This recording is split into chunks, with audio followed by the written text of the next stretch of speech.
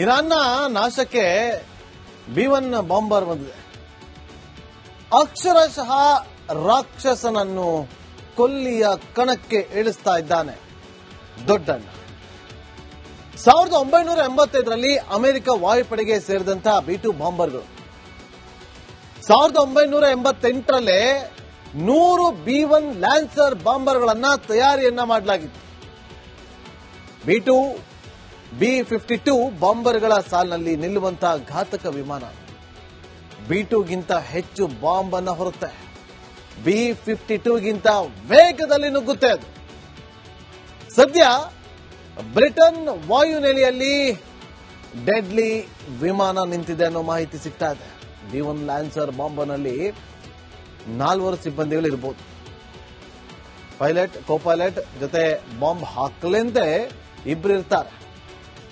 ಇದರಲ್ಲಿ 4 engine system ಇರುತ್ತೆ. 4 engine system ಗಂಟೆಗೆ 1500 ಕಿಲೋಮೀಟರ್ ಸ್ಪೀಡ್ ಅಲ್ಲಿ ಚಲಿಸುತ್ತೆ. ಇದು ಇಂಧನ ಬಾಂಬ್ ಸೇರಿ 2,16,000 ಕೆಜಿ ತೂಕವನ್ನು ಹೊರುವಂತಹ ಸಾಮರ್ಥ್ಯವನ್ನು ಹೊಂದಿರುವಂತಹ B1 ಬಾಂಬರ್. ಅಣ್ವಸ್ತ್ರ, ಬ್ಯಾಲಿಸ್ಟಿಕ್, ಕ್ರೂಸ್ ಮಿಸೈಲ್ಗಳನ್ನು ಕೂಡ ಹೊತ್ತೊಯ್ಯಬಲ್ಲದು. ಒಂದು ಬಾರಿಗೆ 2,000 ಪೌಂಡ್ನಷ್ಟು ಬಾಂಬಿಂಗ್ ಅನ್ನ ಮಾಡಬಲ್ಲದು.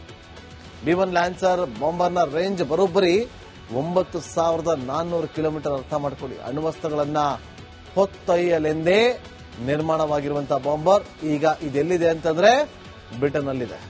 ಇರಾಕ್, ಲಿಬಿಯಾ, ಅಫ್ಘಾನಿಸ್ತಾನದಲ್ಲಿ B1 ಬಾಂಬರ್ ಅಬ್ಬರಿಸುತ್ತೆ ಅಂತ ಕೂಡ ಹೇಳಲಾಗ್ತಾ ಇದೆ.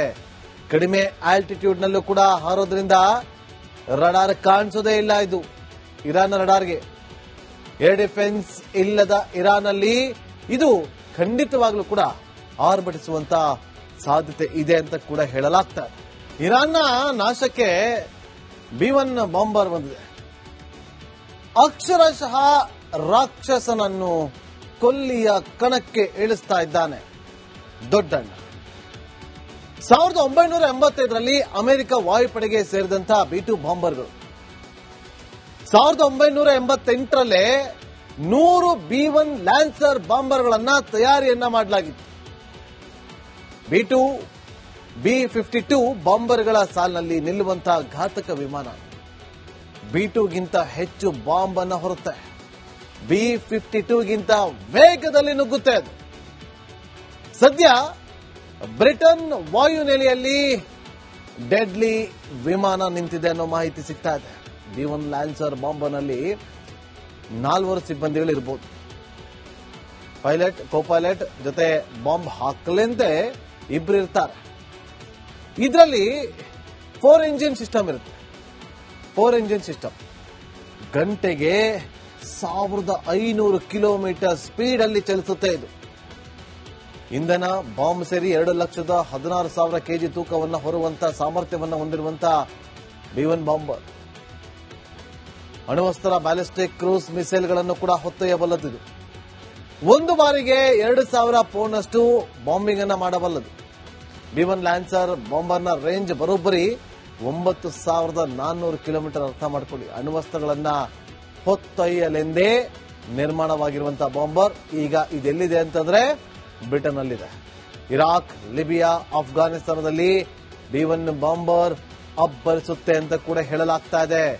ಕಡಿಮೆ ಆಲ್ಟಿಟ್ಯೂಡ್ ನಲ್ಲೂ ಕೂಡ ಹಾರೋದ್ರಿಂದ ರಡಾರ್ ಕಾಣಿಸೋದೇ ಇಲ್ಲ. ಇದು ಇರಾನ್ ರಡಾರ್ಗೆ ಏರ್ ಡಿಫೆನ್ಸ್ ಇಲ್ಲದ ಇರಾನ್ನಲ್ಲಿ ಇದು ಖಂಡಿತವಾಗ್ಲೂ ಕೂಡ ಆರ್ಭಟಿಸುವಂತ ಸಾಧ್ಯತೆ ಇದೆ ಅಂತ ಕೂಡ ಹೇಳಲಾಗ್ತಾ ಇದೆ. ಇರಾನ್ನ ನಾಶಕ್ಕೆ B1 ಬಾಂಬರ್ ಬಂದಿದೆ. ಅಕ್ಷರಶಃ ರಾಕ್ಷಸನನ್ನು ಕೊಲ್ಲಿಯ ಕಣಕ್ಕೆ ಇಳಿಸ್ತಾ ಇದ್ದಾನೆ ದೊಡ್ಡಣ್ಣ. 1985ರಲ್ಲಿ ಅಮೆರಿಕ ವಾಯುಪಡೆಗೆ ಸೇರಿದಂತಹ B2 ಬಾಂಬರ್ಗಳು 1988ರಲ್ಲೇ 100 B1 ಲ್ಯಾನ್ಸರ್ ಬಾಂಬರ್ಗಳನ್ನ ತಯಾರಿಯನ್ನ ಮಾಡಲಾಗಿತ್ತು. B2 B-52 ಬಾಂಬರ್ಗಳ ಸಾಲಿನಲ್ಲಿ ನಿಲ್ಲುವಂತಹ ಘಾತಕ ವಿಮಾನ. B2ಗಿಂತ ಹೆಚ್ಚು ಬಾಂಬ್ ಅನ್ನ ಹೊರುತ್ತೆ. B-52ಗಿಂತ ವೇಗದಲ್ಲಿ ನುಗ್ಗುತ್ತೆ ಅದು. ಸದ್ಯ ಬ್ರಿಟನ್ ವಾಯುನೆಲೆಯಲ್ಲಿ ಡೆಡ್ಲಿ ವಿಮಾನ ನಿಂತಿದೆ ಅನ್ನೋ ಮಾಹಿತಿ ಸಿಗ್ತಾ ಇದೆ. B1 ಲ್ಯಾನ್ಸರ್ ಬಾಂಬ್ನಲ್ಲಿ 4 ಸಿಬ್ಬಂದಿಗಳು ಇರಬಹುದು. ಪೈಲಟ್, ಕೋ ಪೈಲಟ್ ಜೊತೆ ಬಾಂಬ್ ಹಾಕಲೆಂತೆ ಇಬ್ರು ಇರ್ತಾರೆ. ಇದರಲ್ಲಿ 4 ಇಂಜಿನ್ ಸಿಸ್ಟಮ್ ಇರುತ್ತೆ. 4 ಇಂಜಿನ್ ಸಿಸ್ಟಮ್ ಗಂಟೆಗೆ 1500 ಕಿಲೋಮೀಟರ್ ಸ್ಪೀಡ್ ಅಲ್ಲಿ ಚಲಿಸುತ್ತೆ. ಇದು ಇಂಧನ ಬಾಂಬ್ ಸೇರಿ 2,16,000 ಕೆಜಿ ತೂಕವನ್ನು ಹೊರುವಂತಹ ಸಾಮರ್ಥ್ಯವನ್ನು ಹೊಂದಿರುವಂತಹ B1 ಬಾಂಬರ್ ಅಣ್ವಸ್ತ್ರ ಬ್ಯಾಲಿಸ್ಟಿಕ್ ಕ್ರೂಸ್ ಮಿಸೈಲ್ಗಳನ್ನು ಕೂಡ ಹೊತ್ತೊಯ್ಯಬಲ್ಲದು. ಒಂದು ಬಾರಿಗೆ 2,000 ಪೌಂಡ್ನಷ್ಟು ಬಾಂಬಿಂಗ್ ಅನ್ನ ಮಾಡಬಲ್ಲದು. B1 ಲ್ಯಾನ್ಸರ್ ಬಾಂಬರ್ನ ರೇಂಜ್ ಬರೋಬ್ಬರಿ 9,400 ಕಿಲೋಮೀಟರ್. ಅರ್ಥ ಮಾಡ್ಕೊಳ್ಳಿ, ಅಣ್ವಸ್ತ್ರಗಳನ್ನ ಹೊತ್ತೊಯ್ಯಲೆಂದೇ ನಿರ್ಮಾಣವಾಗಿರುವಂತಹ ಬಾಂಬರ್. ಈಗ ಇದೆಲ್ಲಿದೆ ಅಂತಂದ್ರೆ ಬ್ರಿಟನ್ ಅಲ್ಲಿದೆ. ಇರಾಕ್, ಲಿಬಿಯಾ, ಅಫ್ಘಾನಿಸ್ತಾನದಲ್ಲಿ B1 ಬಾಂಬರ್ ಅಬ್ಬರಿಸುತ್ತೆ ಅಂತ ಕೂಡ ಹೇಳಲಾಗ್ತಾ ಇದೆ. ಕಡಿಮೆ ಆಲ್ಟಿಟ್ಯೂಡ್ ನಲ್ಲೂ ಕೂಡ ಹಾರೋದ್ರಿಂದ ರಡಾರ್ ಕಾಣಿಸೋದೇ ಇಲ್ಲ. ಇದು ಇರಾನ್ ರಡಾರ್ಗೆ ಏರ್ ಡಿಫೆನ್ಸ್ ಇಲ್ಲದ ಇರಾನ್ ಅಲ್ಲಿ ಇದು ಖಂಡಿತವಾಗ್ಲೂ ಕೂಡ ಆರ್ಭಟಿಸುವಂತ ಸಾಧ್ಯತೆ ಇದೆ ಅಂತ ಕೂಡ ಹೇಳಲಾಗ್ತಾ ಇದೆ. ಅಂದ್ರೆ ಇರಾನ್ ಮಾತ್ರ ದಾಳಿ ಮಾಡ್ತಾ ಇರೋದು, ಇಸ್ರೇಲ್ ಅಮೆರಿಕ ಏನು ಮಾಡ್ತಾ ಇಲ್ವಾ ಅಂತ ನಿಮ್ಮಲ್ಲಿ ಒಂದು ಕಾಮನ್ ಪ್ರಶ್ನೆ ಹುಟ್ಕೊಳ್ಳುತ್ತೆ. ಇಸ್ರೇಲ್ ಅಷ್ಟು ಸುಲಭವಾಗಿ ತೆಪ್ಪಗೆ ಕೂರುವಂತ ದೇಶ ಅಲ್ವೇ ಅಲ್ಲ. ಗಾಯಗೊಂಡಿರುವಂತ ಸಿಂಹದ ಗರ್ಜನೆ ಹೇಗಿರುತ್ತಲ್ವಾ ಅದೇ ತರ ಗರ್ಜಿಸ್ತಾ ಇದ್ದಾರೆ ಇಸ್ರೇಲ್. ಯಾವ ರೀತಿಯಾಗಿ ದಾಳಿಗಳನ್ನ ಮಾಡ್ತಾ ಇದೆ ಗೊತ್ತಾ? ಅದೊಂದು ದಾಳಿಯಿಂದ ಇರಾನ್ ಬೆಚ್ಚಿ ಬಿದ್ದಂತೆ. ಆ ದಾಳಿ ಯಾವುದು? ರಿಪೋರ್ಟ್ ನೋಡಿ.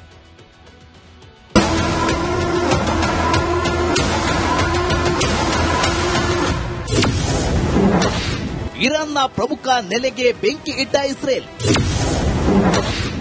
ತೈಲ ಡಿಪೋ ಟಾರ್ಗೆಟ್, ಪರ್ಷಿಯಾ ಕಂಗಾಲು. ಮಧ್ಯಪ್ರಾಚ್ಯದಲ್ಲಿ ಇಸ್ರೇಲ್ ಇರಾನ್ ಸಂಘರ್ಷ ಮುಂದುವರೆದಿದೆ. ಇಸ್ರೇಲ್ ಅಮೆರಿಕದ ಬೆಂಬಲದೊಂದಿಗೆ ಟೆಹರಾನ್ ಸುತ್ತಮುತ್ತಲಿನ ಪ್ರಮುಖ ತೈಲ ಸಂಸ್ಕರಣಾ ಮತ್ತು ಸಂಗ್ರಹಣಾ ಸೌಲಭ್ಯಗಳ ಮೇಲೆ ಇತ್ತೀಚೆಗೆ ದಾಳಿ ನಡೆಸಿವೆ. ಈ ದಾಳಿಗಳು ಇರಾನ್ನ ಇಂಧನ ಪೂರೈಕೆಯ ಮೇಲೆ ಗಂಭೀರ ಪರಿಣಾಮ ಬೀರುವ ಸಾಧ್ಯತೆ ಇದೆ.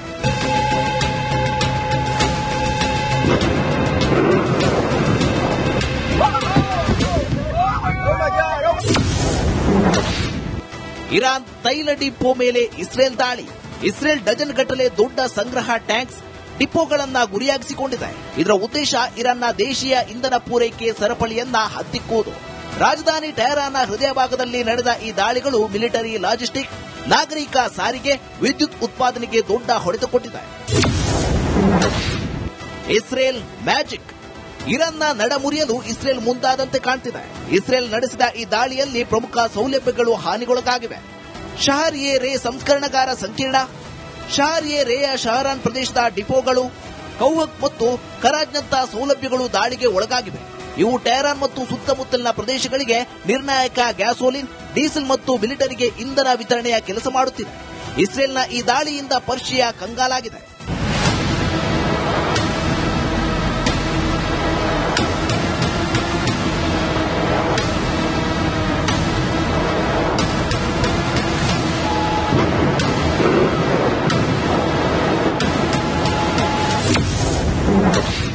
ಇಸ್ರೇಲ್ ಮಾರಕ ದಾಳಿ, ಚೀನಾ ಕಂಗಾಲು.